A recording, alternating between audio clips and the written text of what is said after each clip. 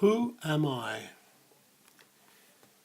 If we are not the actors of our actions or the thinkers of our thoughts, who are we? To whom do these thoughts arise?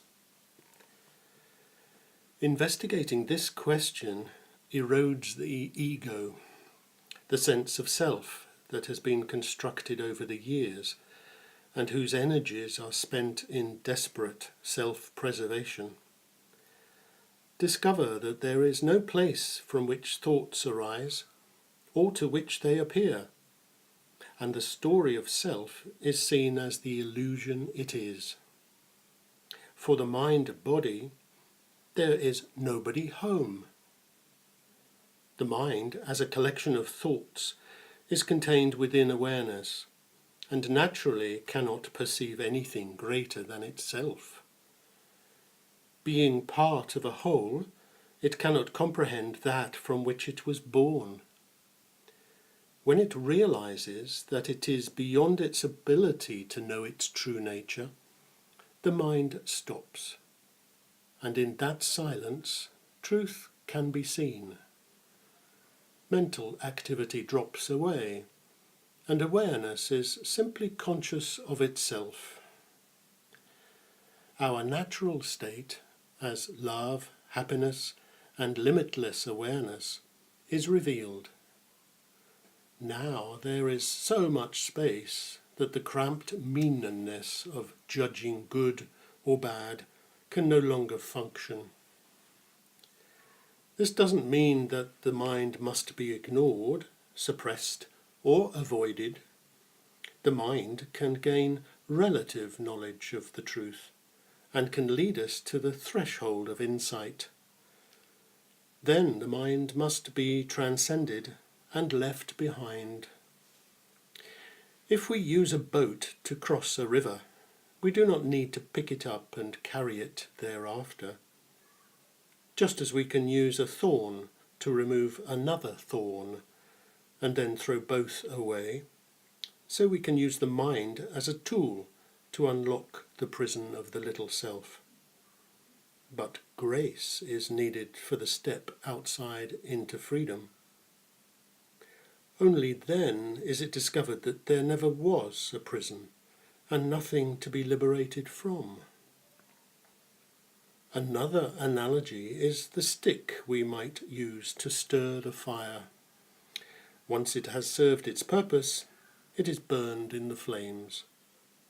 Such is the mind. If we believe we are individuals, then the greatest curse is invited, that of separation. All the world's troubles throughout history are the direct result of separation between people, religions, race, or nationality. But this belief in being a separate self is only a thought, albeit a persistent and powerful one. This thought appears in awareness, like all other thoughts, and can be observed arising and passing away. It is not real, nor is it a fact. Letting go of this illusion, all that remains is open, choiceless awareness. Just this, oneness. The truth is that there is no duality. The distinction between subject and object is the work of the mind. All that is required to see this is quiet, patient observation, a simple inquiry into what is real. All objects arise in consciousness and are part of consciousness. Thus there is no duality in truth. Our belief in a separate self is just that, a belief, which is another thought. But the ego, a mental construction, protects this belief desperately. Without it, the individual would cease to exist. As the witnessing awareness, we can see how the mind labels and divides. This is me, that is not, separating life into self and other. We observe our body and thus cannot be it. We observe our thoughts and feelings, and so logically cannot be them either. In fact, there is no one observing, just observation happening. Let me repeat that. No observer, simply observing.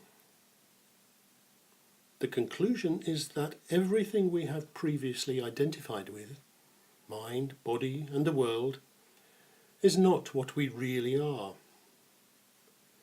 With that realization comes a true sense of freedom, a putting down of a burden which has been carried for many years. This liberation has been here always.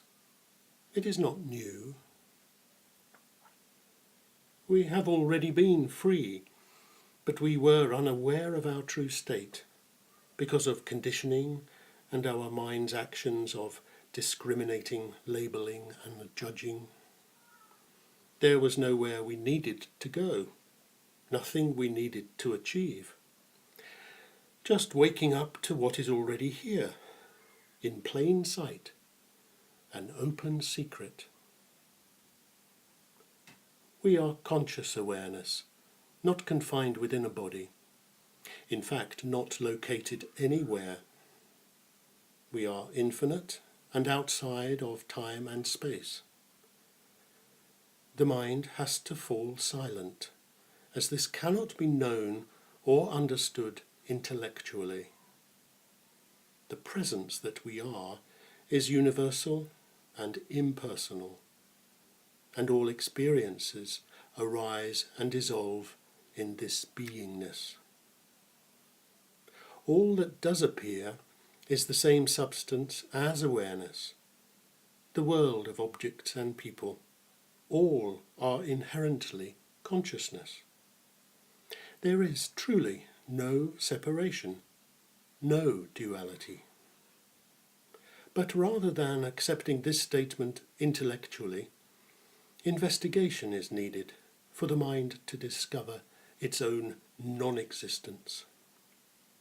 Logic can be used to destroy itself, but of course there is no one to do this.